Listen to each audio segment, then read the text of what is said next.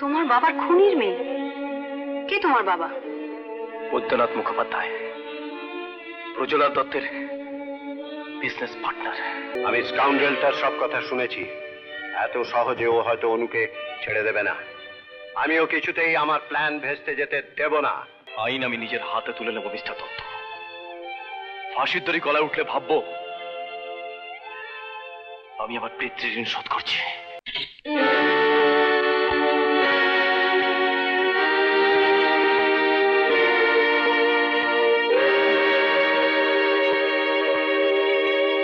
Yes, আমার নাম আশিস মুখার্জি।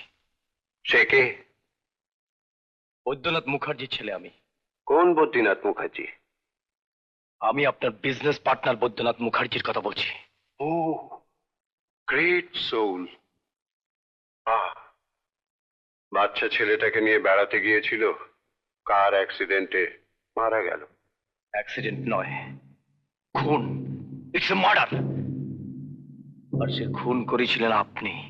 আমি খুন করিয়েছি? হঠাৎ তুমি এই সিদ্ধান্তে এলে কেমন করে? এই সিদ্ধান্ত নির্ভুল বলে। কিন্তু তুমি বোধহয় জানো না, যেদিন বদ্রীনাথের অ্যাক্সিডেন্ট হয় সেদিন আমি কলকাতার গ্রেট ইস্টার্ন হোটেলে 413 নম্বর রুমে ছিলাম। হোটেলের রেকর্ড তাই প্রমাণ করবে।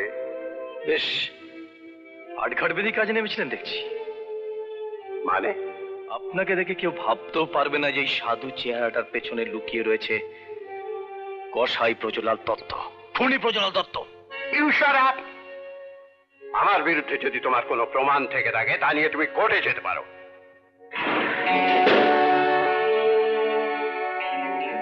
কোর্ট, আইন। আপনি আজ পর্যন্ত আমার কত উপকার করেছেন জানেন মিস্টার ব্রজলাল দত্ত? জানেন?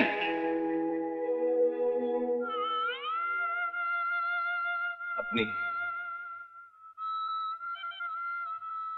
আমার বাবাকে আমার কাছ থেকে কেড়ে নিয়েছেন। তখন আমি 3 বছরের মা মরা শিশু। আপনার জন্য আমি নিজেকে জারজ সন্তান ভেবে আমি কতদিন রাত্রে অন্ধকারে মুখ লুকিয়ে কেঁদেছি। আপনার জন্য আমি যেখানে গেছি সবাই আমাকে আঙুল তুলে দেখিয়ে বলেছে ওই লোকটার কোনো পরিচয় নেই, ও আমাদের সমাজে একটা নোংরা নর্দমার পোকা। আইন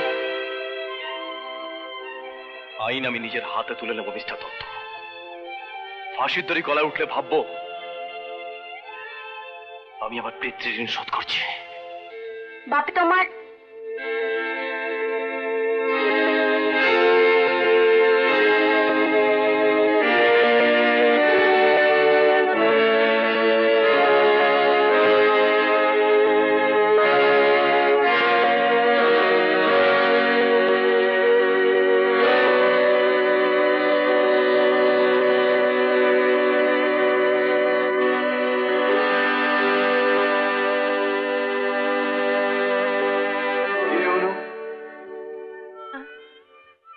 বাপি তোমার ওষুধটা এনেছে।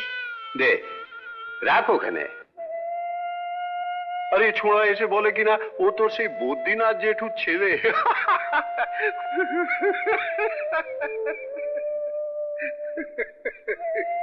অত হাসছো যে বাপি?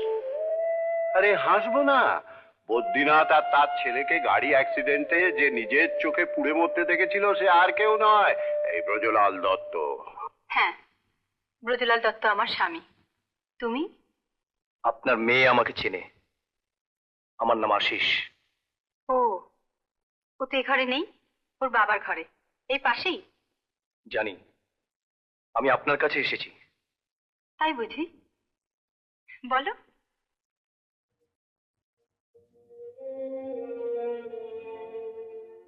আপনার মেয়েকে আমার হয়ে কয়েকটা কথা বলে দেবেন, সে যেন ভবিষ্যতে আমার সঙ্গে কোনো রকমের যোগাযোগ করার চেষ্টা না করে, প্লিজ। শোনো, কথাগুলো তুমি নিজেই অনুকে বলছো না কেন? আমাকে দিয়ে বলাতে চাইছো কেন? আমি আর কোনোদিনই ওর মুখোমুখি হতে চাই না। তাতে আমাদের দুজনের মধ্যে তিক্ততাই শুধু বাড়বে। তোমার কি খুব তাড়া আছে? কেন? একটু বসো না। না, ঠিক আছে, কি বলবেন বলুন। তুমি অনুকে ভালোবাসো? ওসব কথা থাক। খুব ঝগড়া হয়েছে বুঝি? না তো। তাহলে হঠাৎ কি এমন হলো তোমাদের মধ্যে যে? একটা একটা মেয়েকে নিয়ে আমি ঘর বাঁধার স্বপ্ন দেখতাম। একদিন হঠাৎ জানতে পারি যে সে আমার বাবার খুনির মেয়ে। তখন তখন আমার কি করা উচিত বলুন তো? তোমার বাবার খুনির মেয়ে? কে তোমার বাবা?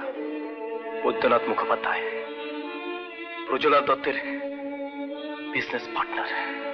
তুমি বদ্রীনাথ মুখার্জির ছেলে? প্রমাণ দিতে পারো? ম্যাডাম, আপনি এখনই প্রমাণ দিতে পারবেন আপনি কার মেয়ে? তাছাড়া কৈফিয়ত, প্রমাণ আমি হঠাৎ আপনাকে বা দিতে যাব কেন? আমার কথাগুলো আপনার মেয়েকে বলে দেবেন। চলি। দাঁড়াও, তুমি এখানে ওখানে দিয়েছো? শোনো ছোকরা, আমি তোমাকে সাবধান করে দিচ্ছি, যদি আর কখনো আমার ফ্যামিলির কারুর সঙ্গে তুমি কোনো রকম যোগাযোগ করার চেষ্টা করো, আমি তোমাকে জ্যান্ত পুঁতে ফেলবো। সেই সময়টা বোধহয় আপনি আর পাবেন না মিস্টার প্রজ্বলাল দত্ত। তার আগেই খুনের দায়ে হয়তো আপনার জেল হয়ে যাবে। আমি স্কাউন্ডেলটার সব কথা শুনেছি। এত সহজে ও হয়তো অনুকে ছেড়ে দেবে না। আমিও কিছুতেই আমার প্ল্যান ভেস্তে যেতে দেব না। আমি জানতাম, আমি ঠিক জানতাম একদিন না একদিন কথাগুলো আমাকে শুনতে হবেই। একদিন না একদিন আসল কথাটা লোকে জানবেই। Shut up! নাকি কান্নার সময় এটা নয়। তোমাকে বলে রাখলাম, অনু যেন কোনোভাবে ওই ছোঁড়াটার সঙ্গে দেখা করতে না পারে।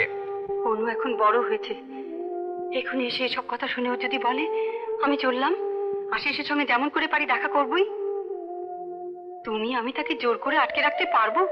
সেটা কি সম্ভব?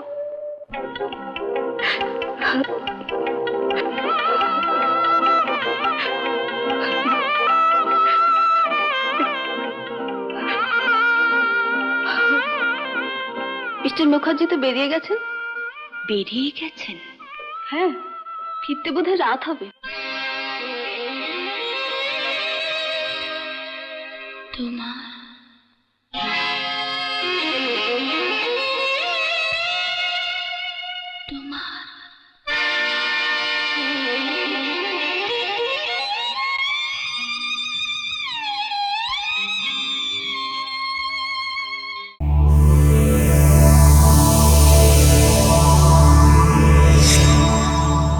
এরকম আরো অনেক সিনেমা দেখতে হলে ডাউনলোড করুন ক্লিক অ্যাপ।